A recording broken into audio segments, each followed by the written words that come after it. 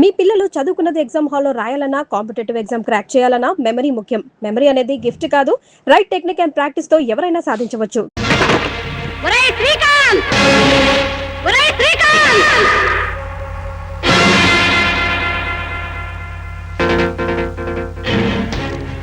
ఎందుకు వచ్చావరా నువ్వు ఈ ఊళ్ళోకి? రైతులకు మేలు చేయడానికా, వాళ్ళ ప్రాణాలు తీయడానికా? ఎవరమ్మా మీరు? ఎవరా? చెరుకు రైతులకు నువ్వు చేస్తున్న అన్యాయాన్ని ఎదిరించాడని హత్య చేయించావే ఆ రవీంద్ర భార్యను. నేను హత్య చేయించడం ఏమిటమ్మా? మీరేదో పొరపాటు పడ్డట్టున్నారు. పొరపాటు కాదు శ్రీకాంత్, రైతులకు ఫ్యాక్టరీలో షేర్లు ఇస్తానని మాట తప్పినందుకు నా భర్త నిన్ను ఎదిరించాడనేగా ఈ దారుణం చేయించింది. భర్తను పోగొట్టుకున్న ఈ ఎండు మోడు ఏం చేయగలదలే అనుకుంటున్నావేమో. నువ్వు చేసిన ఈ హత్యకు ప్రతీకారంగా రైతుల్ని రెచ్చగొట్టి తీసుకొచ్చి నిన్ను, నీ ఫ్యాక్టరీని సర్వనాశనం చేయిస్తాను. చూడమ్మా, నువ్వు చెప్పేది వాస్తవం అయితే ఈ నేరాన్ని బసవప్పే చేసుంటాడు. రైతుల వాటాలు ఎవరి వారికి పంచమని నేను ఎప్పుడూ చెప్పాను. రేపు ఉదయమే నువ్వు రైతుల్ని తీసుకురా. ఆ బసవప్పను 10 మందిలో నిలబెట్టి చెప్పుతో కొట్టి నేరం ఒప్పించి వాడిని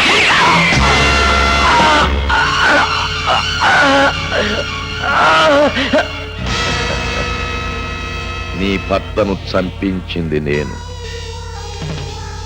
ఆయనతో పాటు నిన్ను కూడా చంపి శత్రు శేషం లేకుండా చేసుకుంటా. రివాల్వర్ ను పట్టుకున్నావు కదా సెప్పాస్. నీ వేలు ముద్దల దాని మీద పడాలని ఈ ప్లాన్ వేశాను.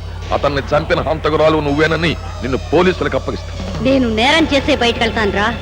నిన్ను చంపి పోలీసులకు అప్పచెప్తాను.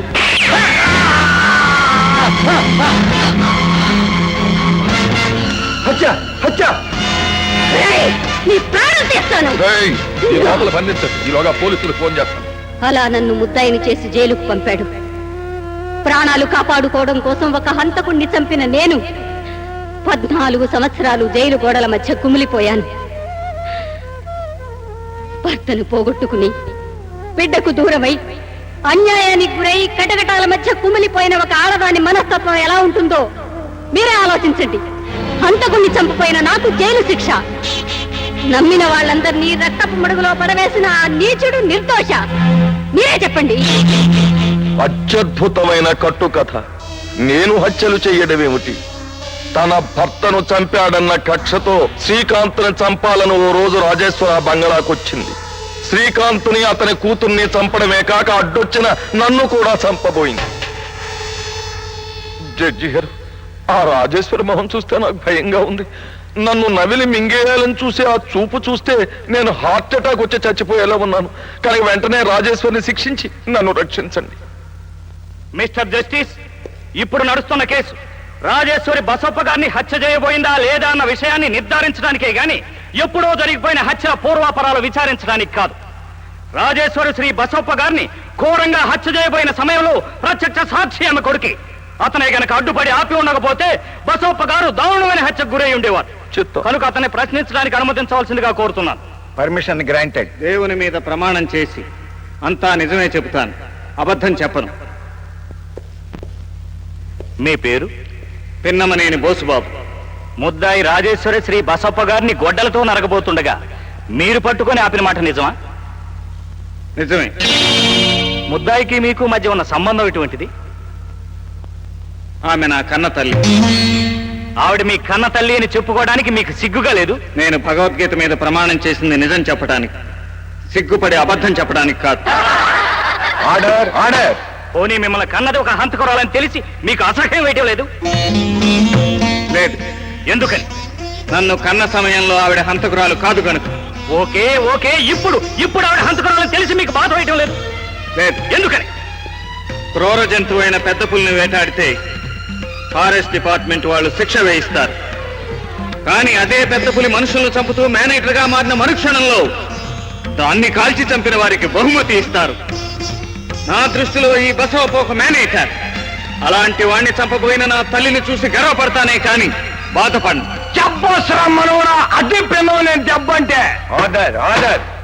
అంటే మీ తల్లి చేయబోయిన హత్యను మీరు సమర్థిస్తున్నారా? మిమ్మల్ని అర్థం చేసుకోమంటున్నాను. మిస్టర్ జస్టిస్, ముద్దాయి కొడుకైన ఈ బోసుబాబు తన తల్లి చేసిన నేరాల్ని ప్రోత్సహించిన వాడవుతున్నాడు కనుక ఇతను కూడా శిక్షార్హుడవుతాడని మనవి చేస్తున్నాను. మిస్టర్ పబ్లిక్ ప్రాసిక్యూటర్, నాకు తెలియంది కాదు మీ న్యాయశాస్త్రం, నాకు తెలియంది కాదు మన భారత శిక్షా స్మృతి. నా తల్లి చేసిన నేరానికి కారణం తెలుసుకోమంటున్నాను.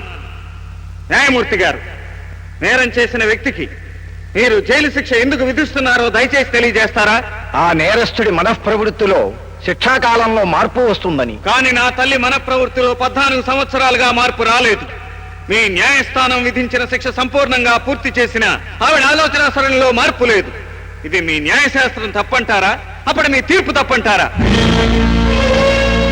ఆలోచించండి న్యాయమూర్తి గారు. తన కళ్ళ ముందే తను నమ్మిన వాళ్ళను ఘోరంగా, క్రూరంగా, దారుణంగా హత్య చేసిన ఆ నరరూప రాక్షసుడు శిక్ష తప్పించుకుని నిర్దోషిగా తిరుగుతున్నాడు. ఈ నిజాన్ని భరించలేక శిక్ష అనుభవిస్తున్న కాలంలో మానసిక పరివర్తనను పొందవలసిన నా తల్లి కోర్టు ఇవ్వలేని తీర్పు తానే ఇవ్వాలని, ఆ రాక్షసుని హతమార్చాలని మానసిక ఉద్వేగానికి గురైంది.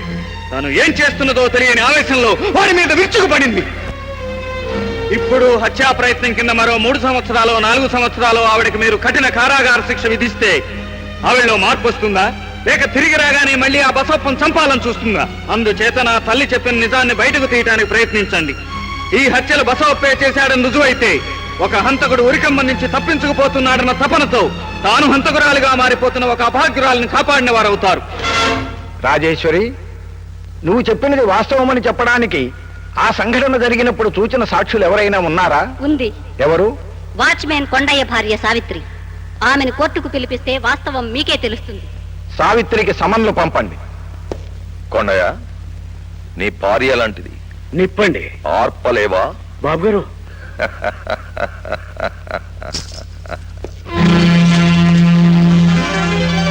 నీ భార్యకి ఏం తెలుసో మనకు తెలియదు.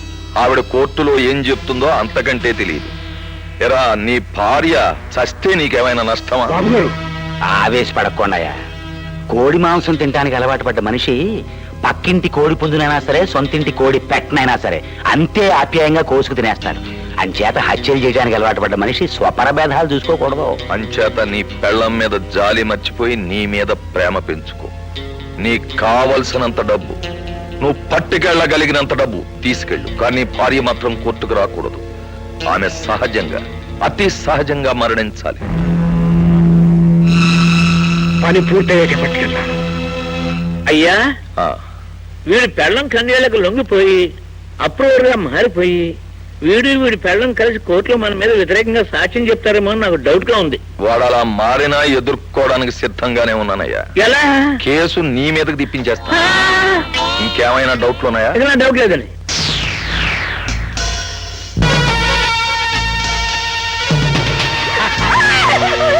ఎందుకే భయపడతావు? తెలివిడి చేతిలో సత్తే స్వర్గలోకానికి వెళ్ళిపోతావు. వద్దయ్యా, నీకు దండం పెట్టాను. నన్ను తప్పద్దయ్యా. నా కోసం కదయ్యా నేను బ్రతికది. మహాలక్ష్మి కోసం నేను బ్రతికుండాలి. నన్ను తప్పద్దయ్యా. ఆ పిల్లని అనాల్సిన చేయకయ్యా. నేనుండగా నాది ఎందుకు అవుతే? నువ్వు సత్తే ఇద్దరు అత్యధికారులు అవుతావు.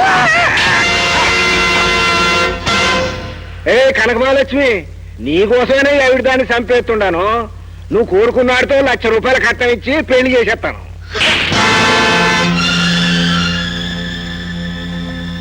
నాకు ఊగ తెలిసిన దగ్గర నుంచి ప్రతిరోజు మా రక్త మాంసాలు తిని బ్రతుకుతున్నావే గాని ఈనాడైనా మా సంతోషం కోసం ఒక్క పనైనా చేసావా? నువ్వు తాగుబోతువైనా, జూదగాడివైనా, కసాయివాడివైనా కన్న తండ్రివని ఇన్నాడు నిన్ను భరించాను. కానీ ఈరోజు 15 ఏళ్లుగా మంచాన పడి కూడా నీకు సేవలు చేయాలని తాపత్రయపడే ఆవిడి తల్లిని నువ్వు నిర్దాక్షిణ్యంగా చంపాలని చూస్తున్న ఈ రోజు మాత్రం నిన్ను ఛీ! నువ్వు నా కన్న తండ్రివే కాదు, వెళ్ళిపో. నీలాంటి రాక్షసుని బ్రతికుంటే మా ప్రాణానికి భద్రం లేదు. ఇక్కడి నుంచి వెళ్ళిపో. ఇక్కడి నుంచి వెళ్ళిపో. నన్నే ఇంట్లోంచి వెళ్ళిపోమన్నాక నిన్ను బతకనిస్తాను.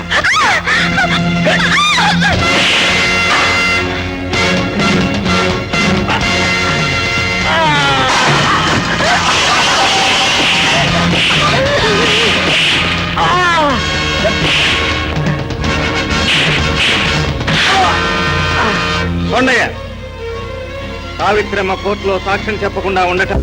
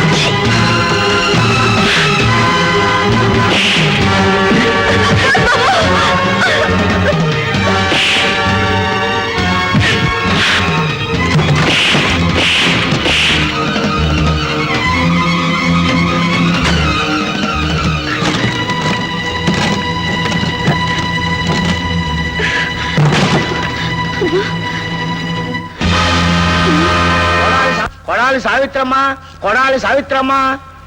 మిస్టర్ జస్టిస్, ముద్దాయి పేర్కొన్న సాక్షి కోర్టుకు హాజరు కాలేదు అంటే ముద్దాయి ఈ కేసులో ఆమె సాక్షి అని చెప్పిన విషయమైన అబద్ధమై ఉండాలి, లేదా లేదు, సాక్షి కోర్టుకు వచ్చింది.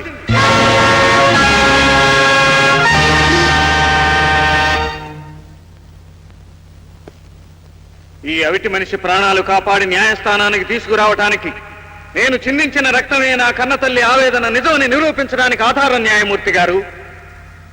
ఒక సాక్షిని పైశాచికంగా చంపడానికి ప్రయత్నించారంటే ఆ దారుణం వెనుక దాగి ఉన్న దావానలం లాంటి నిజాన్ని పరిశీలించండి. మిస్టర్ జస్టిస్, మీ వెనుక ధర్మదేవత ఉంది. గంతలు కట్టి ఉన్న ఆ కళ్లకు ఈ సంఘంలోని కుట్రలను కుయుక్తులను చీల్చి చూడగల శక్తి ఉంది. ఆ ధర్మదేవత సాక్షిగా ఈ సాక్షిని ప్రశ్నించి నా తల్లికి న్యాయం చేకూర్చండి. సాక్షిని ప్రశ్నించడానికి భూమిలో ప్రవేశపెట్టండి. సావిత్రి గారు, 1970వ సంవత్సరం మే నెల 7వ తారీఖున షుగర్ ఫ్యాక్టరీ యజమాని శ్రీకాంత్ గారిని హత్య చేశారు. ఆ రోజే మరో హత్య జరిగింది. లోగడ ఆ హత్యను మౌనంగా అంగీకరించిన ఈ ముద్దాయి ఇప్పుడు ఆ హత్యలకు కారణం శ్రీ బసవప్ప గారేనని, అందుకు సాక్ష్యం మీరేనని చెప్తోంది. అందులో ఏది నిజం? బసవప్ప చంపాడన్నదే నిజం. ఈ విషయం 14 సంవత్సరాల క్రితం కోర్టులో ఎందుకు చెప్పలేదు? అప్పుడు నేను కోర్టుకు రావాలని అనుకున్నాను, కానీ నా భర్త కోర్టుకు రానివ్వకుండా నన్ను అవిటి దాన్ని చేశాడు. లోకానికి పక్షవాతం వచ్చిందని చెప్పాడు.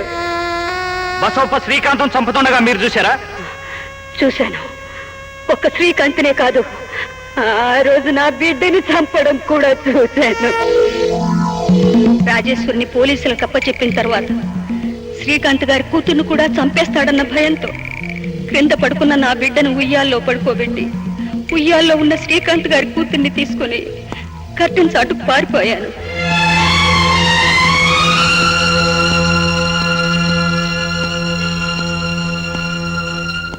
బసవప్ప లోపలికి వచ్చాడు.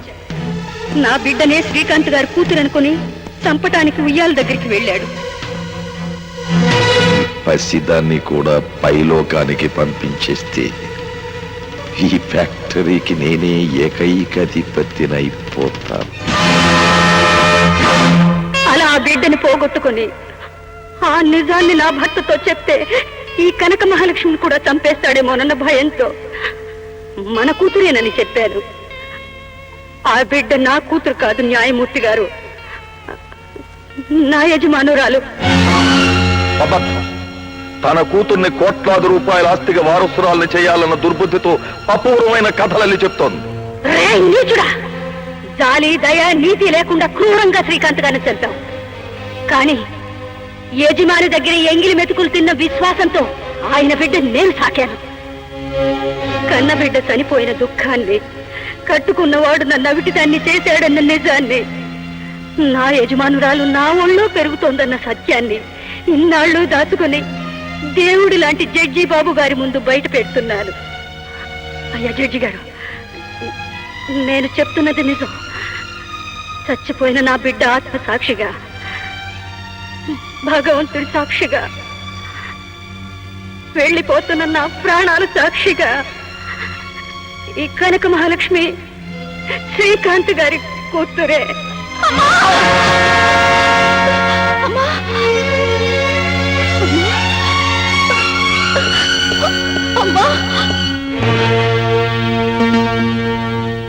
Mister justice, she is dead.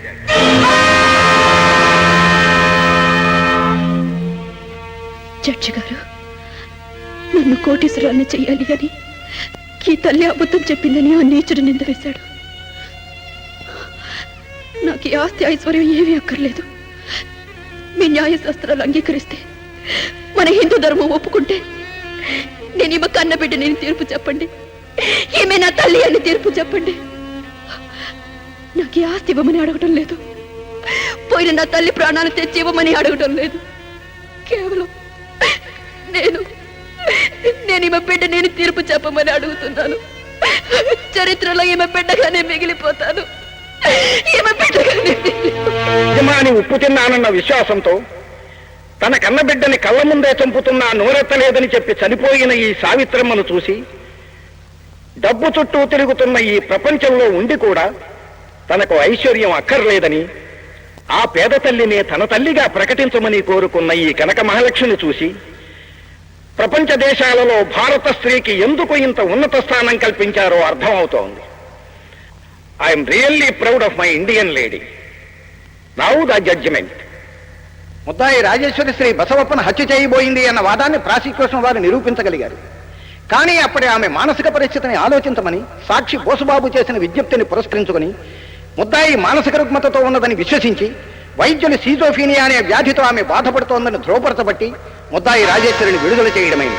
Rajeshwari Savitri కథనాల ప్రకారం శ్రీకాంత్ హత్య తాలూకు వివరాలను, కుమారి కనక మహాలక్ష్మి షుగర్ ఫ్యాక్టరీకి అసలైన యజమానురాలా అన్న విషయాలను సిబిఐ ద్వారా విచారణ జరిపించవలసిందిగా ప్రభుత్వానికి రికమెండ్ చేయడమైనది. అమ్మా, వద్దమ్మా, అలా కన్నీళ్లు పెట్టద్దు. ఒక కంట రక్తాన్ని, ఒక కంట కన్నీటిని కురిపించి నువ్వు సాధించాలనుకున్నది నేను సాధిస్తానమ్మా. ఏ శిక్ష నుంచి బసవప్ప తప్పించుకున్నాడు ఆ శిక్ష వాడు అనుభవించేలా చేస్తాను. ఒకవేళ వాడు న్యాయానికి సమాధి కడితే వాడి సమాధి నేను కట్టిస్తానమ్మా. చూడమ్మా, అమ్మ ఎట్టుంటుందో, అమ్మ చేత్తో గోరు ముద్దలు ఇడితే ఎట్టుంటుందో, అమ్మ ఒళ్ళో ఆదమరిసి నిద్రపోతే ఎట్టుంటుందో, ఎర్రగండ పెరిగాడమ్మా నా మనవడు. ఆ బసప్ప గారి మీద కడుపు మంట తగ్గించుకుని కన్న బిడ్డ మీద ప్రేమ చూపించు. మావయ్య గారు, నా పగని తన పగగా మార్చుకుని ఆ నీచుణ్ణి ఉరికంబం ఎక్కిస్తానని నా బిడ్డ అన్న మరుక్షణంలోనే నా మనసులోని పాషాణం కరిగిపోయింది. ఇక నుంచి ఈ బిడ్డకి మాతృమూర్తిగానే మిగిలిపోతాను. అమ్మా,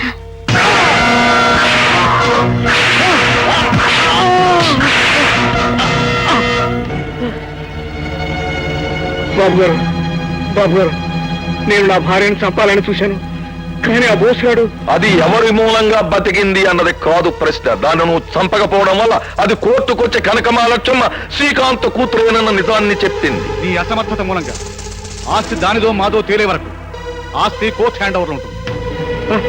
నువ్వు చెయ్యలేని పని నేను చేస్తున్నా. బాబు గారు, నన్ను చంపొద్దు. నీ కోసం కట్టుకున్న పెళ్ళాన్ని కూడా చంపలేకపోయావు, అందుకే చస్తున్నావు. బాబు గారు, మీ ఆస్తి గడ్డల్లా కనకమహాలక్ష్మిగా అది ఎట్టగా నా కూతురు కాదు. ఇంకో అవకాశం ఇప్పిస్తే ఇప్పుడు దాన్ని చంపేస్తాను. All right.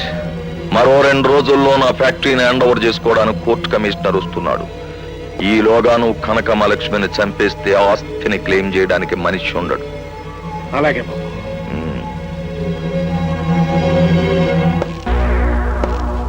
శోభనాద్రి, ఈ కొండయ్య తప్పించుకోకుండా నీ మనుషుల్ని ఏర్పాటు చేయి. ఏమిటి ఆలోచిస్తున్నావు? ఎక్కడ పుట్టి ఎక్కడ పెరిగి ఎక్కడికి చేరాను అని తలుచుకుంటే అంత అయోమయంగా ఉంది. నాన్న వాళ్ళు నీకు దూరం అయినా నేనున్నా. కోటీశ్వరుడు కూతురుగా నిన్ను పూలబాట మీద నడిపించలేకపోయినా కబడ్దార్ కనక మహాలక్ష్మిలా నా గుండెల్లో దాచుకుంటాను.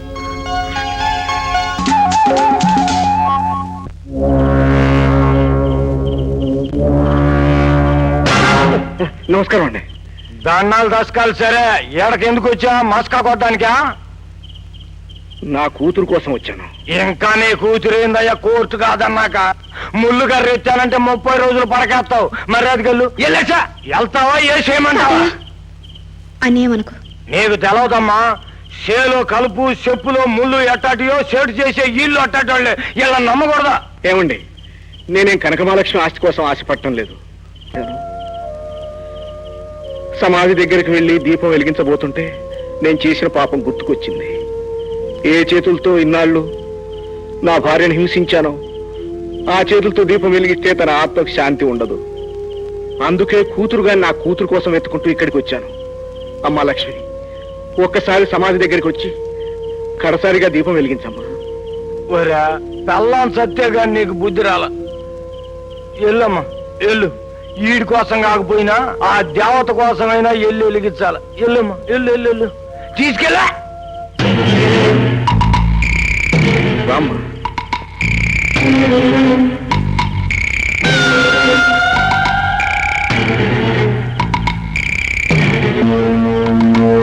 ఇదేనమ్మా మీ అమ్మ సమాధి.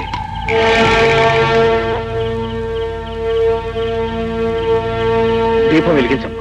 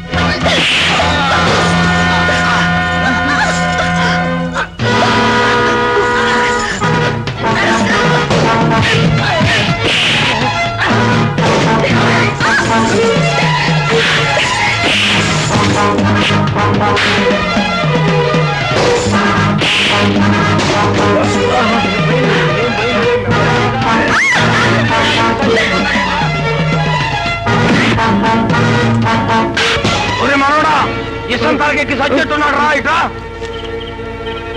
కొట్టు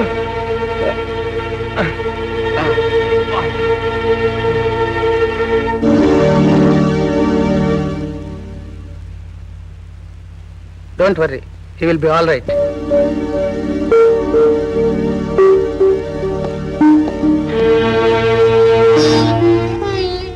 అమ్మా నీ ఉసురు పోసుకోవాలని చూసి నాకు ఊపిరి పోయించావమ్మా. నువ్వెంత కసాయపడివైనా చిన్నాళ్ళు నన్ను పెంచిన తండ్రివే కదా నాన్న. వద్దమ్మా, తండ్రి అనే మాటకే రోత పుట్టించిన మనిషినమ్మా నేను. నన్ను నాన్న అని పిలిస్తే నువ్వు రాక్షసుడు బిడ్డవైపోతావమ్మా. కొండయ్య, ఇంతకాలం నువ్వు ఎదుటి వాళ్ళ రక్తాన్ని కళ్ళ చూశావు, ఇప్పుడు కంటి నిండా నీళ్లు పెట్టుకున్నావు. అదే నీలో పశ్చాత్తాపాన్ని చూపిస్తోంది. బోసు బాబు, నువ్వు నన్ను బతికించావు, నేను మీ అమ్మ నమ్మకాన్ని బతికిస్తాను. ఆ బసవప్ప చేసిన హత్యలకు, చేయించిన దుర్మార్గాలన్నిటికీ నేనే ప్రత్యక్ష సాక్ష్యం. వాళ్ళని పోలీసులకు చెప్పేస్తాను. ఈ నెల 30వ తారీఖున శ్రీకాంత్ గారి హత్య కేసులో ఎంక్వైరీ జరుగుతుంది. ప్రత్యేకంగా సాక్ష్యం చెప్పబోతున్నట్టు గానీ అతనికి తెలియకూడదు. అయ్యా, కనకమాల క్షమ తప్పించుకుంది. కొండే కూలిపోయేట్టు ఉన్నాడు.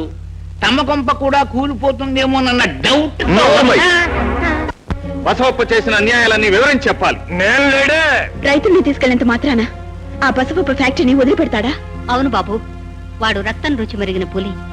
మాటు వేసి మేకపిల్లను మింగిపోతాడే గాని వేటుకు దొరకడు. తెలుసమ్మా, వాడిని వంచాలంటే సంఘటిత శక్తి కావాలని తెలుసు. అందుకే రైతుల్ని సమీకరించి తీసుకువెడుతున్నాను. మీ నాన్నగారు ఒకప్పుడు ఇలాగే వాడిని ఎదుర్కొని మా నాన్న చిందించిన ప్రతి రక్తపు బొట్టుకు వాడి నెత్తురు బొట్టుతో ఖరీదు కట్టి బాకే చెల్లిస్తానమ్మా. ఏ పవిత్రమైన ఆశయం కోసం నా తండ్రి ప్రాణాలు అర్పించాడో ఆ ఆశయాన్ని నేను పూర్తి చేస్తాను. బ్యాలెన్స్ షీట్ తయారు చేశారా? రామస్వామి, చిత్రం చేశానండి. ప్లీజ్ బసవప్ప గారు ఊరుకోండి. మీరు ఈ ఫైల్ ఒకసారి చూసి సంతకాలు చేస్తే మిగతా అన్ని కార్యక్రమాలు నేను చూసుకుంటాను. ఫ్యాక్టరీని కన్న బిడ్డలా పెంచుకొచ్చాను. ఆ కొండయ్య గాడి పెళ్ళం ఆస్తి కోసం ఆడిన అబద్ధం కోసం ఇంత దారుణం జరిగిపోయింది. ఊరుకో రామస్వామి, ఊరుకో. కన్న కూతురు అత్తవారింటికి పంపేటప్పుడు బాధగా ఉండదు, అలాగే ఇదిను. 4 రోజులు పోయిన తర్వాత కాన్పు కోసం ఇలా ఇంటికి తిరిగి వచ్చినట్టు నిజాలు బయటపడి మన ఫ్యాక్టరీ మనకే వచ్చేస్తుంది. ఊరుకో. ఇదిగో సార్, వెళ్ళొస్తాను. ఫ్యాక్టరీని జాగ్రత్తగా చూసుకో. పద.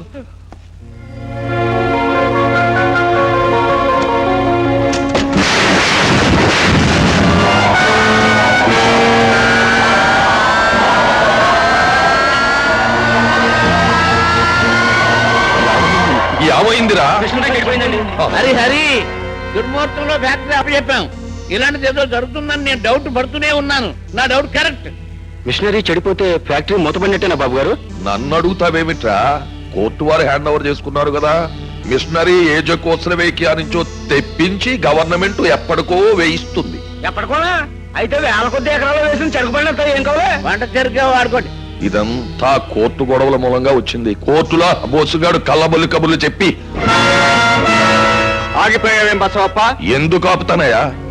నువ్వు ఆ కనకమహాలక్ష్మి కోర్టులో ఇచ్చిన వాంగ్మూలం వల్లే కదా ఫ్యాక్టరీ నా చేయి దాటిపోయింది.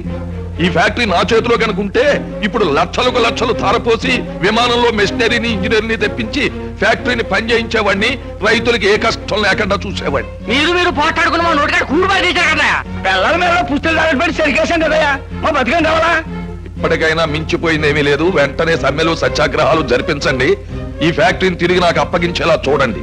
మీకు ఏ కష్టం లేకుండా చూస్తాను. ఇతన్నే నమ్ముకుంటే మీ నోట్లో దుమ్మే. బసవప్ప, గొర్రెనే నమ్మాలి కానీ కసాయవాణ్ణి నమ్మకూడదు. ఈ రైతుల మనసు విరిచి నా మీదకు రెచ్చగొట్టాలని చూస్తున్నావు కదూ? నీ నక్క జిత్తులను నార కింద తొక్కేసి నీ దుర్మార్గాన్ని కాలరాస్తాను. నా సర్వస్వం ధారపోసైనా సరే చేలల్లో ఉన్న చెరుకు పంటను బెల్లపచ్చల కింద మారుస్తాను. జయం మాదేనని నిరూపిస్తాను. అయ్యా, వీడి దగ్గర మంత్రశక్తులు ఏమన్నా ఉన్నాయా అని నా డౌట్. రామస్వామి, నీ doubt కరెక్టేనయ్యా. And for more videos, Please subscribe to iDream. Please subscribe to iDream. Please subscribe iDream. And please subscribe to iDream. For more videos, subscribe to iDream. Please like, share and subscribe to the channel. Congratulations, iDream. Subscribe to iDream. Subscribe to iDream. So subscribe to iDream Media. iDream కి iDream team అందరికి huge congratulations. Please subscribe iDream Media. Please subscribe to iDream. Subscribe iDream. Please subscribe to iDream. iDream అంటే నా కళల channel subscribe చేసుకున్న నోరు తిరుగుతలేదు, మీరైతే గంట గుర్తు కొట్టండి. For more such videos, please subscribe to iDream. Subscribe to iDream. Please subscribe to iDream. Please subscribe iDream Media. Please do subscribe to iDream. Please subscribe to iDream Media. For best entertainment and information, please subscribe iDream. And don't forget to subscribe to iDream.